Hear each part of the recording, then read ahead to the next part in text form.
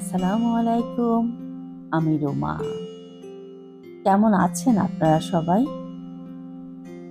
মাঝে বেশ একটা লম্বা গ্যাপ পড়ে গেছে।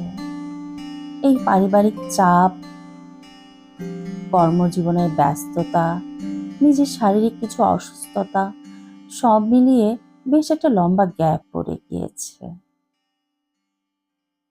কিন্তু আপনাদেরকে যে মিস করিনি, বিষয়টা এমন না। তাই আবার চলে এসেছি আপনাদের কাছে। আচ্ছা, বলুন তো, আপনাদেরও কি আমার মতো ছোটবেলার কথা মনে পড়ে? এই ধরুন, ছোটবেলার খেলা, খাওয়া বা ছোটবেলার এমন কোনো প্রিয় মানুষ? আমাদের সবার জীবনেই ছোটবেলার স্মৃতি থাকে।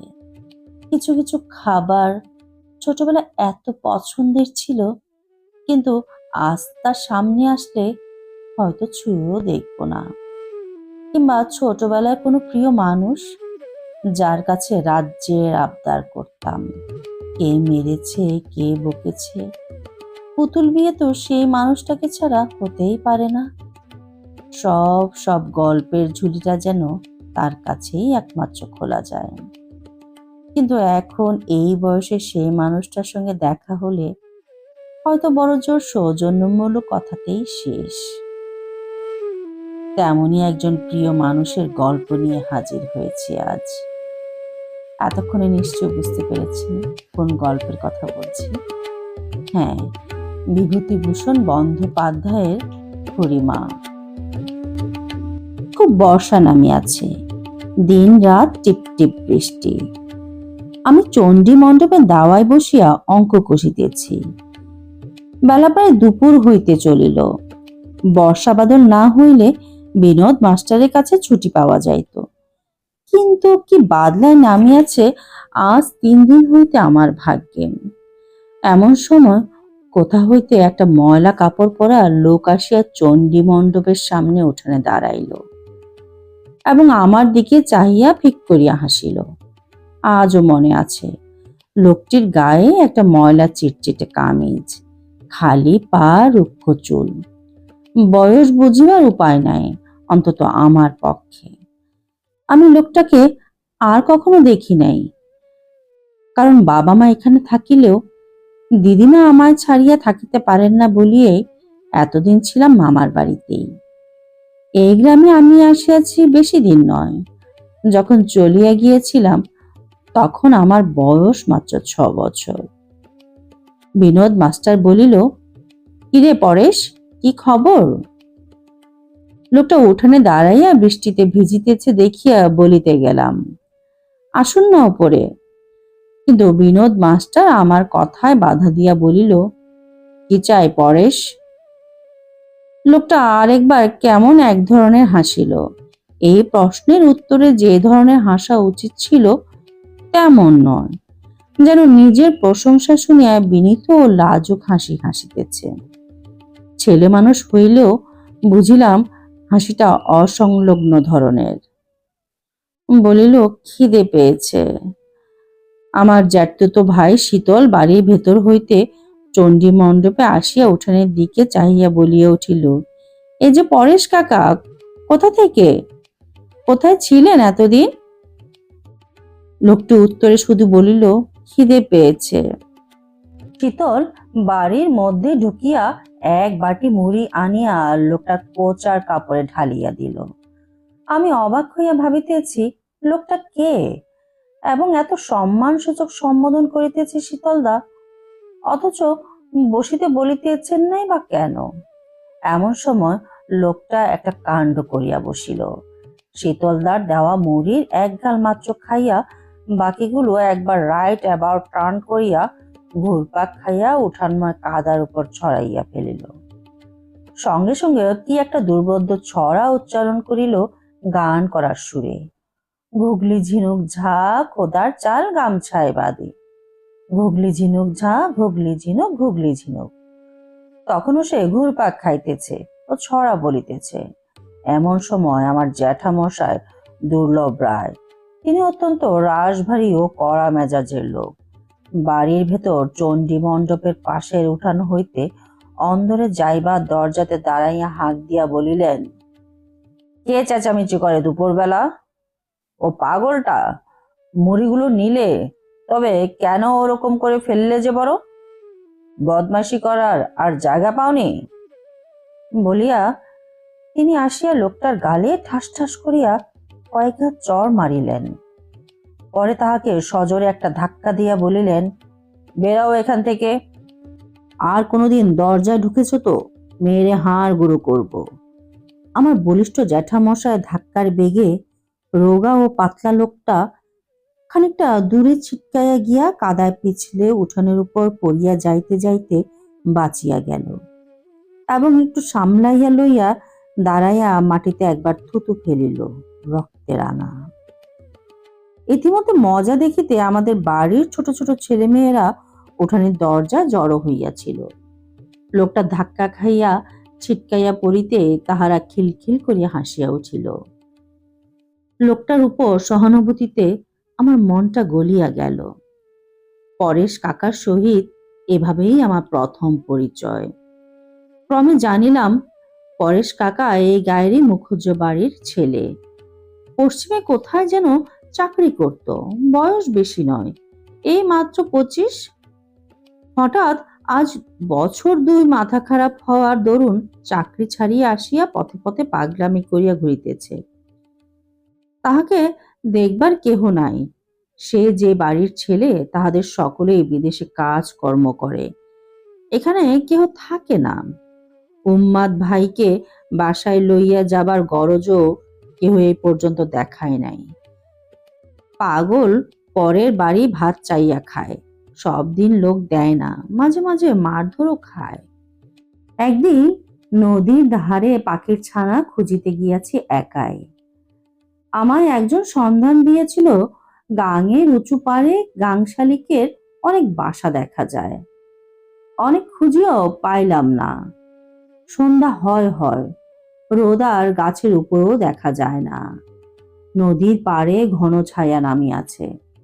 বাড়ি ফিরিতেই যাইব, দেখি নদীর ধারে চটকাতলার শ্মশানে গ্রামের প্রলোদ কলুর বউ যে ছোট টিনের চালাখানা তৈরি করিয়া দিয়াছে, তাহারই মধ্যে কে বসিয়া আছে। ভয় হইল, ভূত নয় তো? একটু আগাইয়া গিয়া ভালো করিয়া দেখি, ভূত নয়, পরেশ কাকা। ঘরের মেঝেতে শ্মশানে পরিত্যক্ত একখানা জীর্ণ মাদুর পাতিয়া চুপ করিয়া বসিয়া আছে। আমাকে দেখিয়া বলিল, পয়সা আছে কাছে? পরেশ কাকাকে ভয় করিয়া সবাই এড়াইয়া চলে, কিন্তু আমি সাহস করিয়া কাছে গেলাম। আমি জানি পরেশ কাকা এ পর্যন্ত মার খাইয়াছে, মারে নাই কাহকেও। আহা, পরেশ কাকার পিঠে একটা দগদগে ঘা, ঘায়ে মাছি বসিতেছে। পাশে একটা মালসায় কতগুলো ডাল ভাত, তাহাতেও মাছি বসিতেছে।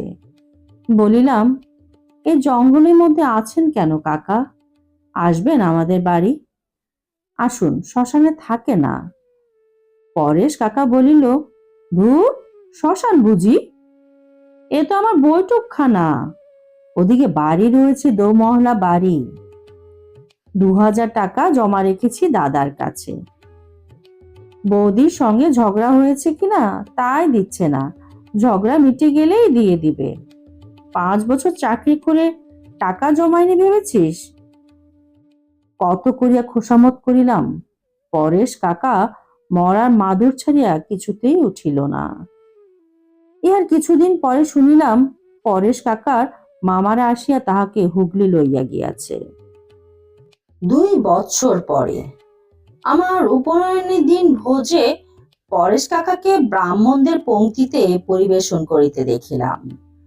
শুনিলাম তাহার রোগ সম্পূর্ণ সারিয়া গিয়াছে। মামারা অনেক ডাক্তার কবিরাজ দেখাইয়াছিল এবং অনেক পয়সা করি খরচ করিয়াছিল। কি সুন্দর চেহারা হইয়াছে পরেশ কাকার! পরেশ কাকা যে এত সুপুরুষ, পাগল অবস্থায় ছেঁড়া ন্যাকড়া পরনে গায়ে কাদা ধুলা মাখাইয়া বেড়াইতো বলিয়াই আমি বুঝিতে পারি নাই। বলিষ্ঠ এক হারা গড়ন, রং টকটকে গৌরবর্ণ, মুখশ্রী সুন্দর, দেখিয়া খুশি হইলাম। কিছুদিন পরে ঘটা করিয়া পরেশ কাকার বিবাহ হইল। শুনিলাম নববধূ কলিকাতার কোনো অবস্থাপন্ন গৃহস্থ বাড়ির মেয়ে। বৈকালে খুব ঝড় বৃষ্টি হওয়ার দরুন বরবধূর পৌঁছাইতে এক প্রকার রাত্রি হইয়া গেল। আলো জ্বালাইয়া বরণ হইল। এসিটিলিন গ্যাসের আলোতে আমরা নববধূর মুখ দেখিয়া অবাক হইয়া গেলাম। এসব অঞ্চলে অমন সুন্দরী মেয়ে কখনো দেখি নাই। সকলে এক বাক্যে বলিল, বউ না পরী। পরেশের বহু জন্মের ভাগ্যে এমন বউ মিলিয়াছে। বিবাহের কিছুদিন পরে পরেশ কাকার বউ বাপের বাড়ি চলিয়া গেলেন। মাস দুই পরে আবার আসিলেন। সকালে পরেশ কাকাদের বাড়ি বেড়াইতে গেলাম। তাহাদের বাড়ির সকলে তখন কি একটা ছুটিতে বাড়ি আসিয়াছে। অনেকে আমার বয়সী ছেলে মেয়ে। নতুন খুড়িমা বারান্দায় বসিয়া কুটনো কুটিতেছেন, জরি পার, শাড়ি পরনে। আমাদের স্কুলে সরস্বতী প্রতিমা গড়ন হইয়াছিল এবার, ঠিক যেন প্রতিমার মতো মুখশ্রী। আমরা সামনে উঠানে ছুটাছুটি করিয়া খেলা করিতেছিলাম। পরেশ কাকার বউ ওখানে বসিয়া থাকাতে সেদিন আমার যেন উৎসাহ দ্বিগুণ বাড়িয়া গেল। ইচ্ছা হইল কত কি অসম্ভব কাজ করিয়া খুড়িমাকে খুশি করি। সে কি লাভ ঝাপ, কি দৌড়াদৌড়ি, কি চেঁচামেচি শুরু করিয়া দিলাম। হঠাৎ গায়ে যেন 10 জনে বল আসিল। এমন সময় শুনিলাম পরেশ কাকার বউ বাড়ির ছেলে নেপালকে বলিতেছেন, ওই ফর্সা ছেলেটি কে নেপাল? বেশ চোখ দুটো। নেপাল বলিল, ও পাড়ার গাঙ্গুলি বাড়ির পাবু। পরেশ কাকার বউ বলিলেন, ডাক না ওকে। আনন্দে আমার বুকের মধ্যে টিপ টিপ করিতে লাগিল। মুখ আগে রোজের ছুটাছুটি রাঙা হইয়াছিল, এখন তা আরো রাঙা হইয়া উঠিল লজ্জায়। অথচ কিসের লজ্জা? গিয়া প্রথমে একটা প্রণাম করিলাম।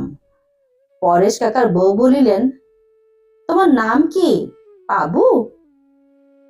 ভালো নাম কি? লজ্জায় ও সংকোচের হাসি হাসিয়া বলিলাম, বাণীব্রত। তিনি বলিলেন, বাহ, বেশ সুন্দর নাম। যেমন দেখতে সুন্দর তেমনই নাম। পড়ো তো? বেশ বেশ, এখানে এসো খেলা করতে রোজ। আসবে? সে রাত্রে আনন্দে আমার বোধহয় ভালো করিয়া ঘুম হয় নাই। যেন কোনো স্বর্গের দেবী কি রূপকথার রাজকুমারী যাচিয়া আমার সঙ্গে ভাব করিয়াছেন। অমন রূপ কি মানুষের হয়? ইহার পরদিন হইতে পরেশ কাকাদের বাড়ি রোজ যাইতে আরম্ভ করিলাম। দিন নাই, দুপুর নাই, সকাল নাই। কি ভাবি হইয়া গেল খুড়িমার সঙ্গে। আমার বয়স তখন 12। খুড়িমার কত বয়স বুঝিতাম না। এখন মনে হয় তার বয়স ছিল 18-19। বিবাহের পর বৎসর গ্রামে খবর আসিল পরেশ কাকা বিদেশের চাকরি স্থলে আবার পাগল হইয়া গিয়াছেন। খুড়িমা তখন মাস 2 বাপের বাড়ি। পাগল হইবার সংবাদ শুনিয়া বাপের সঙ্গে তিনি স্বামীর কর্মস্থানে গিয়াছিলেন, কিন্তু গিয়া দেখেন পরেশ কাকাকে পাগলাগারদে পাঠানো হইয়াছে। খুড়িমার সঙ্গে তার দেখা হয় নাই। খুড়িমার বাবা মেয়েকে পাগলাগারদে লইয়া গিয়া জামাইয়ের সঙ্গে দেখা করিয়া দিবার আগ্রহ প্রকাশ করেন নাই।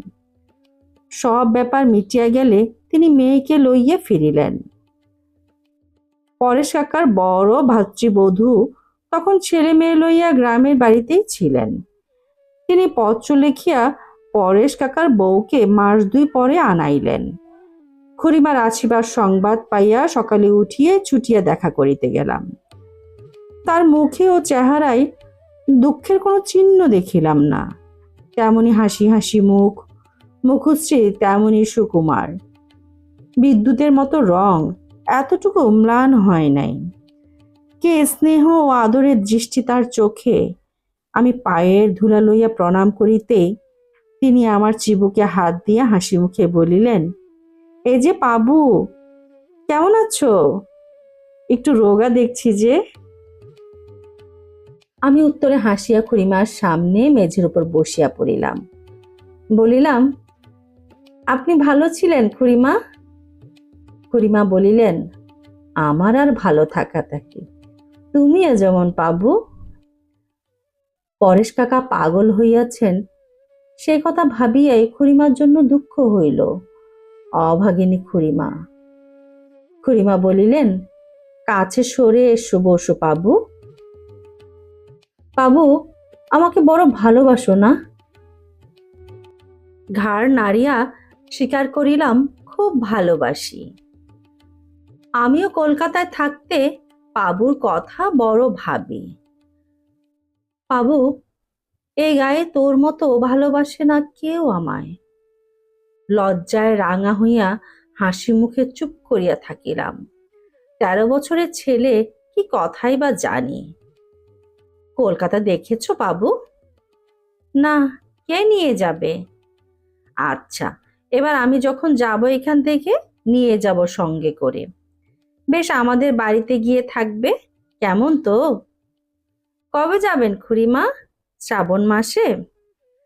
না, এখন কিছুদিন থাকুন এখানে, যাবেন না এখন। কেন বলো তো? হাসিয়া তাহার মুখের দিকে না চাহিয়া বলিলাম, আপনি থাকলে বেশ লাগে। নতুন বামন হইয়াছি, তখনও একাদশী ছাড়ি নাই। যদিও 1 বৎসরের বেশি উপনয়ন হইয়া গিয়েছে, প্রত্যেক একাদশীতে খুড়িমা নিমন্ত্রণ করিয়া আমায় খাওয়াইতেন। নিজের হাতে আমার জন্য খাবার করিয়া রাখেন। কোনোদিন মোহনভোগ, কোনোদিন নিমকি বা কাচুরি। বৈকালে বেড়াইতে গেলে কাছে বসিয়া যত্ন করিয়া খাইতে দেন। অনেক রকম ব্রত করিতেন। তার ব্রতের বামুন আমি। পৈতে ও পয়সা কত জমা হইয়া গেল আমার টিনের ছোট্ট বাক্সটাতে। আমিও অবসর পাইলে খুড়িমার কাছে ছুটিয়া যাইতাম।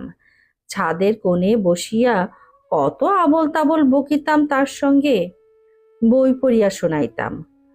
খুড়িমা বেশ ভালোই পড়ালেখা জানিতেন, কিন্তু বলিতেন, বাবু, তুই পড়ে শোনা দেখি। ভারী ভালো লাগে আমার তোর মুখে বই পড়া শুনতে। তোর গলার সুর ভারী মিষ্টি। আমাদের গ্রামে সেবার নিমাই সন্ন্যাস পালা হইয়াছিল বারাউরিতে। পালাটার মধ্যে বিষ্ণুপ্রিয়ার একটা গান চমৎকার লাগিয়াছিল বলিয়া শিখিয়া লইয়াছিলাম, এবং বেশ ভালো গাইতে পারিতাম। নয়নে কখনো হেরিব না নাথ, দেখা হবে মনে মনে। আমার নিশিত স্বপনে এসো, এসো তন্দ্রা আবরণে। খুড়িমা প্রায় বলিতেন, বাবু, সে গানটা গাও তো। গ্রামের লোকে অনেকে কিন্তু খুড়িমাকে দেখিতে পারিত না। আমার কানেও এরকম কথা গিয়াছে। একবার রায়বাড়ির বড় গিন্নিকে বলিতে শুনিলাম, কি জানি বাবু, জানি নে, ওসব কলকাতার কাণ্ড। স্বামী যার পাগলা গারদে, তারও তো চুল বাঁধার ঘটাই বা কিসের, অত পাতা কাটার বাহারি বা কিসের, এত হাসি খুশি বা আসে কোথা থেকে? কি বে ঢং, কি বে শাড়ির রং! না বাপু, আমার তো ভালো লাগে না। তবে আমরা সেকেলে বুড়ো হাবড়া কলকাতার ফ্যাশিয়ান তো জানিনি। এরকম কথা আমি আরো শুনিয়াছি অন্যান্য লোকের মুখে। মনে হইতো তাহাদের নাকে ঘুষি লাগাইয়া দেই, তাহাদের সঙ্গে ঝগড়া করি, তাহাদের বলি, না তোমরা জানো না, তোমাদের মিথ্যে কথা, তোমাদের অনেকের চেয়ে খুড়িমা ভালো, খুব ভালো। কিন্তু যাহারা বলে তাহারা গ্রাম সম্পর্কে গুরুজন, বয়স অনেক বেশি, কাজেই চুপ করিয়া থাকিতাম। তাহার চেহারা মুখশ্রী এতকাল পরে আমার যে খুব স্পষ্ট মনে আছে তা নয়, কেবল একদিনের তার অপূর্ব কৌতুকোজ্জ্বল হাসি মুখ গভীরভাবে আমার মনে ছাপ দিয়াছিল। যখন সে মুখ মনে পড়ে তখন একটি 19-20 বছরের কৌতুক প্রিয়া হাস্যমুখী সুন্দরী তরুণীকে চোখের সামনে স্পষ্ট দেখিতে পাই। সেবার আমাদের গ্রামে কোথা হইতে এক দল পঙ্গপাল আসিয়াছিল। গাছপালা, বাঁশবন, সজনে গাছ ঝোপ ঝাপ পঙ্গপালে ছাইয়া ফেলিল। খুড়িমা ও আমি ছাদে দাঁড়াইয়া এই দৃশ্য দেখিতেছিলাম। দুজনের কেহই আর কখনো পঙ্গপাল দেখি নাই, তাহা বলাই বাহুল্য। হঠাৎ খুড়িমা বিস্ময়ে ও কৌতুকে আঙ্গুল বাড়াইয়া দেখায় বলিলেন, ও বাবু, দেখ দেখ, রায়দের নিম গাছে একটা পাতাও রাখিনি, শুধু গুড়ি আর ডাল। এমন কাণ্ড তো কখনো দেখিনি। ও মা গো! বলিয়াই কৌতুকে ও আনন্দে বালিকার মতো খিলখিল করিয়া হাসিয়া উঠিলেন। তার এই হাসি মুখটাই আমার মনে আছে। বর্ষা কাটিয়া শরৎ পড়িল। আমাদের নদীর দুধারে কাশফুল ফুটিয়া আলো করিল। আকাশ নীল, লঘু শুভ্র মেঘখণ্ড বাদামবনি চরের দিক হইতে উড়িয়া আসে। আমাদের সায়রের ঘাটের উপর দিয়া, গিরিশ জ্যাঠাদের বড় আম বাগানের উপর দিয়া, শুভ রত্নপুরের মাঠের দিকে কোথায় উড়িয়া যায়। বড় বড় মহাজনী কিস্তি নদী বহিয়া যাতায়াত শুরু করিয়াছে। কয়লারা ধান মাপিতে দিন রাত বড় ব্যস্ত। খুড়িমা আমাদের গ্রামে রহিয়া গেলেন। পরেশ কাকাও পাগলা গারদ হতে বাহির হইলেন না। খুড়িমাদের বাড়ি তার ননদের এক দেওর আসিল পুজোর সময়। নাম শান্তিরাম, বয়স 24-25। দেখিতে চেহারাটা ভালোই। অল্প দিনের জন্য এখানে বেড়াইতে আসিয়া কেন যে কুটুম বাড়ি ছাড়িয়া আর নড়িতে চায় না, যাইলেও অল্প দিনের মধ্যে ফিরিয়া আসিয়া আবার কিছুকাল কাটাইয়া যায়। ইহার কারণ আমি কিছু বলিতে পারিব না। কেবল ইহা শুনিলাম যে গ্রামে তার নামের সঙ্গে খুড়িমার নাম জড়াইয়া একটা কুকথা লোকে রটনা করিতেছে। একদিন দুপুরের পরে খুড়িমাদের বাড়ি গিয়াছি। পেছনের রোয়াকে পেঁপে তলা জানলার ধারে খুড়িমা বসিয়া আছেন। শান্তিরাম বাহিরে রোয়াকে দাঁড়াইয়া জানলার গড়াত ধরিয়া খুড়িমার সঙ্গে আস্তে আস্তে এক মনে কি কথা বলিতেছে।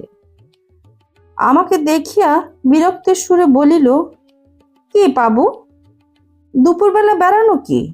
পড়াশোনা করো না? যাও, এখন যাও। আমি শান্তিরামের কাছে যাই নাই, গিয়াছি খুড়িমার কাছে। কিন্তু আমার দুঃখ হইল যে খুড়িমা ইহার প্রতিবাদে একটা কথাও বলিলেন না। আমি তখনই ওদের বাড়ি হইতে চলিয়া আসিলাম। ভয়ানক অভিমান হইল খুড়িমার উপর। তার কি একটা কথাও বলা উচিত ছিল না? ইহার পর খুড়িমাদের বাড়ি যাওয়া একেবারে বন্ধ না করিলেও কমাইয়া দিলাম। খুড়িমাকে আর তেমন করিয়া পাই না। শান্তিরাম আজকাল দেখি সময় নাই, অসময় নাই, ছাদে কি সিঁড়ির ঘরে বসিয়া খুড়িমার সহিত গল্প করিতেছে। আমার যাওয়াটা সে যেন তেমন পছন্দ করে না। খুড়িমাও যেন শান্তিরামের কথার উপর কোনো কথা জোর করিয়া বলিতে পারেন না। খুড়িমার নামে পাড়ায় পাড়ায় যে কথা রটনা হইতেছে তাহা আমার কানে প্রতিদিনই যায়।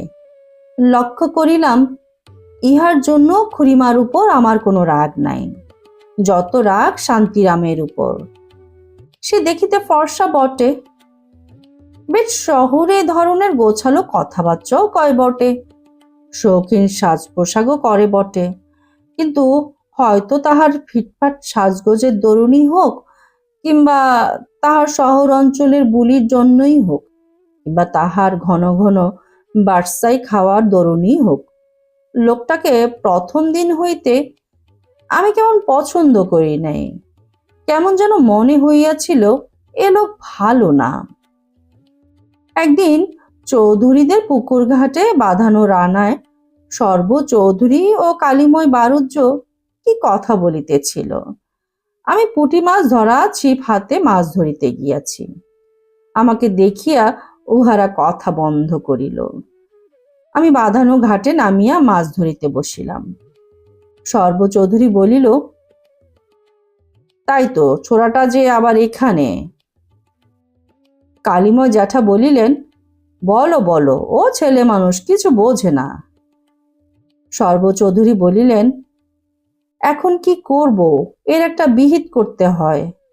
গ্রামের মধ্যে আমরা এমন হতে দিতে পারি নে, একটা মিটিং ডাকো। পরেশের বউ সম্বন্ধে এমন কথা উঠেছে যে কান পাতা যায় না। নরেশকে একখানা চিঠি লিখতে হয় তার চাকরির স্থানে, আর ওই শান্তিরাম না কি ওর নাম, ওকেও শাসন করে দিতে হয়।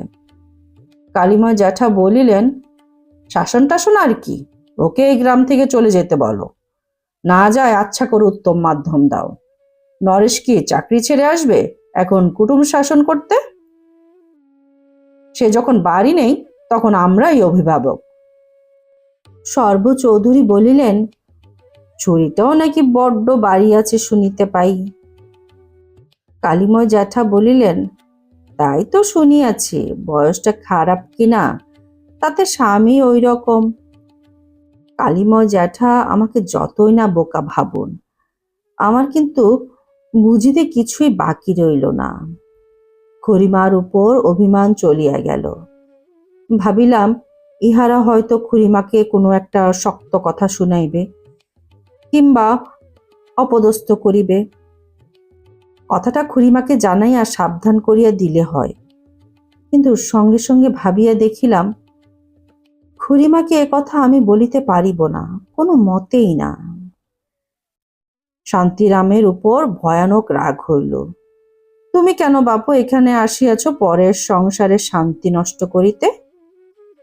নিজের দেশে কেন চলিয়া যাও না? এতদিন কুটুম বাড়িতে পড়িয়া থাকিতে লজ্জাও তো হওয়া উচিত ছিল। ইহার কিছুদিন পরে আমি কাকার বাসায় থাকিয়া পড়ালেখা করিব বলিয়া গ্রাম হইতে চলিয়া গেলাম। যাইবার আগে খুড়িমার সঙ্গে দেখা করিতে গেলাম। মাকে ছাড়িয়া যাইতে যত কষ্ট হইতেছিল, খুড়িমাকে ছাড়িয়া যাইতেও তেমনি। খুড়িমা আদর করিয়া বলিলেন, বাবু, লেখাপড়া শিখে কত বিদ্বান হয়ে আসবে, কত বড় চাকরি করবে, মনে থাকবে তো খুড়িমার কথা? লাজুক মুখে বলিলাম, খুব মনে থাকবে, আমি ভুলবো না খুড়িমা। খুড়িমা তাড়াতাড়ি কয়েক পা আগাইয়া আসিয়া বলিলেন, সত্যি বলছিস বাবু, কখনো ভুলবি নে? জোর গলায় বলিলাম, কখনো না। বলিয়াই তাহার মুখের দিকে চাহিয়া দেখিলাম তিনি সজল চোখে কিন্তু হাসি মুখে আমার দিকে চাহিয়া আছেন। সত্যি বলিতেছি, চলিয়া আসিয়াছিলাম নিতান্ত অনিচ্ছার সহিত। গ্রাম ছাড়িতে হইল বাবার কড়া হুকুমে। খুড়িমাকে কোনো ভয়ানক বিপদের মুখে ফেলিয়া চলিয়া যাইতেছি। আমার মন বলিতেছিল, থাকিলেই বা কি, ছেলে মানুষ, কি করিতে পারিতাম। মাস ৬-৭ পরে গরমের ছুটিতে বাড়ি ফিরিয়া শুনিলাম মাঘ মাসে শান্তিরাম খুড়িমাকে লইয়া কোথাও চলিয়া গিয়াছেন। কেহই তাহাদের কোনো সন্ধান করেন নাই, কোনো আবশ্যক বিবেচনা করে নাই। খুড়িমার ইতিহাস এই শেষ। তারপর ২-১ বার খুড়িমার সংবাদ যে নিতান্ত না পাইয়াছি এমন নয়। যেমন একবার যখন 3rd ক্লাসে পড়ি তখন শুনিয়াছিলাম আমাদের গ্রামে কাহারা চাকদায় গঙ্গা স্নান করিতে গিয়া খুড়িমাকে দেখিয়াছে। ভালো জামা কাপড় পরনে, গায়ে এক গা গহনা ইত্যাদি। আরো একবার ফার্স্ট ক্লাসে পরিবার সময় গায়ে গুজব রটিয়াছিল। কাছড়া পাড়ার বাজারে খুড়িমার সঙ্গে আমাদের অমূল্য জেলের মা না মাসিমার দেখা হইয়াছে। খুড়িমার সে চেহারা আর নাই। শান্তিরাম নাকি ফেলিয়া পালাইয়াছে ইত্যাদি। খুড়িমার নিরুদ্দেশ হওয়ার 6-7 বছর পরের কথা এসব। কিন্তু এসব কথার কতদূর মূল্য আছে আমি জানি না। আমার তো মনে হয় না গা ছাড়িয়া যাওয়ার পরে খুড়িমাকে কখনো কেহ কোথাও দেখিয়াছে। যাক, এ অতি সাধারণ কথা, সব জায়গায় সচরাচর ঘটিয়া আসিতেছে। ইহার মধ্যে নতুনত্ব কি আছে তা নয়, আমার মনের সঙ্গে খুড়িমার এই ইতিহাসের সম্বন্ধ কিন্তু খুব সাধারণ নয়। আসল কথাটা সেখানেই। বড় তো হইলাম, কলেজে পড়িলাম, কলিকাতায় আসিলাম। বাল্যের কত বন্ধুত্ব, কত গলাগলি ভাব নতুন বন্ধু লাভের জোয়ারের মুখে কোথায় মিলাইয়া গেল। খুড়িমাকে কিন্তু আমি ভুলিলাম না। এ খবর কি কেউ জানে? কলেজের ছুটিতে দেশে ফিরিবার সময় নৈহাটি কাঁচরাপাড়া স্টেশনে গাড়ি আসিলেই কতবার ভাবিয়াছি এসব জায়গায় কোথায় হয়তো খুড়িমা আছেন। নামিয়া কখনো অনুসন্ধান করি নাই বটে, কিন্তু অত্যন্ত ব্যাকুল হইয়াই ভাবিয়াছি তার কথা। কলকাতার কোনো কুপল্লীর সহিত তাহার কোনো যোগ আমি মনেও স্থান দিতে পারি নাই কোনোদিন। কেন তাহা আমি জানি না। বোধ হয় বাল্যে কাঁচরাপাড়া বা চাকদহে তাহাকে দেখা গিয়াছে বলিয়া যে গুজব রটিয়াছিল, তাহা হইতেই ওই অঞ্চলের সহিত তাহার সম্পর্কে আমার মনে বদ্ধমূল হইয়া গিয়াছে। কিন্তু কেন নামিয়া কখনো খুঁজিয়া দেখি নাই, ইহার কারণ আছে। আমার মনে একথা কে যেন বলিত, খুড়িমা বাঁচিয়া নাই। যে ভুল তিনি না বুঝিয়া অল্প বয়সে করিয়া ফেলিয়াছেন, সেই ভুলের বোঝা ভগবান তাহাকে চিরকাল বইতে দেবেন না। সংসার জ্ঞান অনভিজ্ঞা তরুণী খুড়িমার কাঁধ হইতে সেই বোঝা তিনি নামাইয়া লইয়াছেন। স্কুল কলেজের যুগও কাটিয়া গেল, বড় হইয়া সংসারী হইলাম। কত নতুন ভালোবাসা, নতুন মুখ, নতুন পরিচয়ের মধ্যে দিয়া জীবন চলিল। কত পুরাতন দিনের অতি মধুর হাসি ক্ষীণ স্মৃতিতে পর্যবসিত হইল। কত নতুন মুখের হাসিতে দিন রাত্রি উজ্জ্বল হইয়া উঠিল। জীবন এরকমই হয়। একদিন যাহাকে না দেখিলে বাঁচিব না মনে হইত, ধীরে ধীরে সে কোথায় তলাইয়া যায়। হঠাৎ একদিন দেখা গেল তাহার নামটাই আর মনে নাই। মনের ইতিহাসের এই ওলট পালটের মধ্যে দিয়াও খুড়িমা কিন্তু টিকিয়া রইয়াছেন অনেক দিন। বাল্যে তাহার নিকট বিদায় লইবার সময় তাহাকে কখনো ভুলিব না বলিয়া যে আশ্বাস দিয়াছিলাম, বালক হৃদয়ের সে সরল সত্য বাণীর মান ভগবানই রাখিয়াছেন। কিসে জানিলাম বলি, আমাদের গ্রাম হইতে খুড়িমা কতকাল চলিয়া গিয়াছেন। পঙ্গপালও আর কখনো তারপরে আমাদের গ্রামে আসে নাই, কিন্তু রায়দেশে নিম গাছটি এখনো আছে। বেশি দিনের কথা নয়, বোধহয় গত মাঘ মাসের কথা হইবে।